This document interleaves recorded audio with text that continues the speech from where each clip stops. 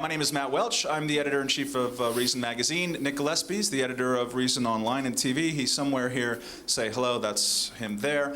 And I wanted to thank you. We're just going to talk for about a half an hour here, lightning round from the beginning of questions. And Dave Weigel is going to set the table for us a little bit. Let's leave it over to our great political reporter, Dave Weigel.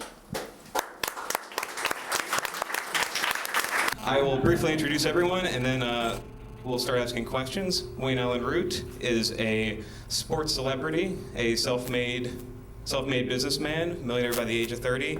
Our next panelist is Mike Gravel. Mike Gravel was a senator from Alaska from 1969 to 1981. Bob Barr, he was a congressman from Georgia from 1995 to 2003. He joined the Libertarian National Committee in 2006. And our final panelist is Vern McKinley. He is a consultant businessman, a former researcher for several libertarian think tanks, and he's running for Congress as a Republican in Virginia against an incumbent Republican who's basically pretty awful. Big government Republican, yeah. Okay. Tell everyone why you're running, why this is your year. I think I can get people excited with the dynamic, youthful, enthusiastic speaking style and message that really will catch the attention of all the young people that followed Ron Paul. We all know that money in politics is what corrupts politics. And we've seen this year more corruption than's ever taken place in our history. You think you're going to see a change next year from what we have? It'll be more of the same. Inside the heart of every American beats the heart of a libertarian. And what we need to do is show the American people that that is mainstream. For too long, libertarians have been silent. There's a lot of turmoil in the Republican Party right now. I think last week you saw these discussions about chaos in the party. A lot of the moderate big government types are getting pushed out of the party, and it's a great opportunity with Dr. Paul's lead and others to take back the party like was done in the early 80s and mid 90s. Do we have an immigration problem? First question. I love immigrants.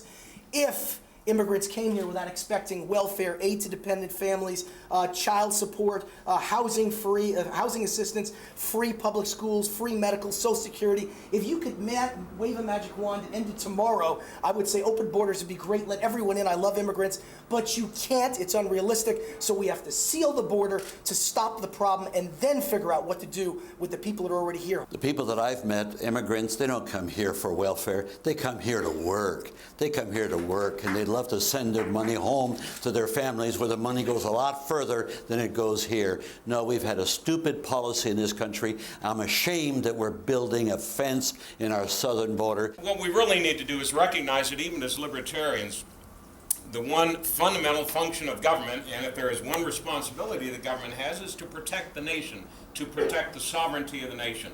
And you do that by assuring yourself that those people that want to come into America submit themselves to a basic background check, present verifiable current identification at a proper border checkpoint, and that you make sure they don't have a communicable disease. What we don't want to do is to have any kind of real ID type of employer verification program that tracks all the employees in the country. We don't want to be spending billions when we don't really have a plan to straighten out the border situation. That's what we've been doing since 2001. Okay, next question. Has any foreign intervention by the United States since the Gulf War been worth it? You put me on the spot as to which ones were worth it since '91. I guess the first Gulf War, because there was an attack. There was an attack. So the first Gulf War, I guess you might say, was one of those examples where we had to go in and protect Kuwait and the oil supply. But having said that, I certainly don't think this Iraq War made any sense at all. I think it's a disaster. I think we've got to get out as fast as we can. War begets war, and it started with the First World War. A Democrat took us into war. We should have let the Europeans settle their differences, and you have not set it up for the Second World War and then forward. There's no time in history where you can look at a war and not realize that it did not beget another war.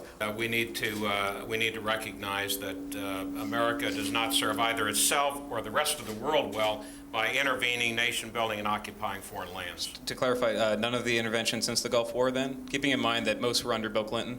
No. Okay, thank you. Afghanistan, I would have probably voted for a very targeted intervention there to take care of al-Qaeda, because using Ronald Reagan's national interest benchmark, I think that was something that was in our national interest, but I wouldn't have stayed there for nation building like we've done. And the Iraq War, I would not have gone in there. Okay, next question. What is the first federal agency that you would get rid of once you get behind the desk of the Oval Office? That's an easy question. For me, it's the Department of Education. I think it's the symbol of everything wrong with our government today. I think it's the great issue of our time. It is the civil rights issue of our time.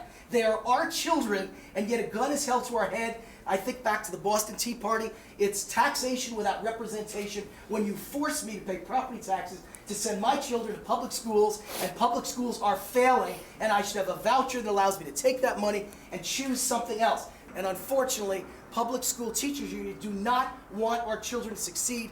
All they care about is their own salaries. And it's a sin, and it's a disgrace. Department of Education, gone. Obviously, the IRS and our system of revenue has to change. Let me give you the overarching aspect of it. You can see In 24 seconds? 24 seconds, very simple. We tax individuals. We tax the productive part of enterprise in corporations. We tax our savings, but we don't tax wealth. Does that not give a message to the American people that we got things cattywampus? Okay. No, the word cattywampus, I don't think I Well, heard in a while. I was thinking of another word, but I don't think you want me to say it. Please do not. Same question. First agency you want to get rid of?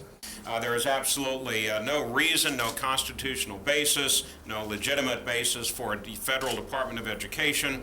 All they do is spend money and interfere. That would certainly have to be either at or very near the top of my list for agencies, departments, and offices in the government to get rid of. Education, obviously.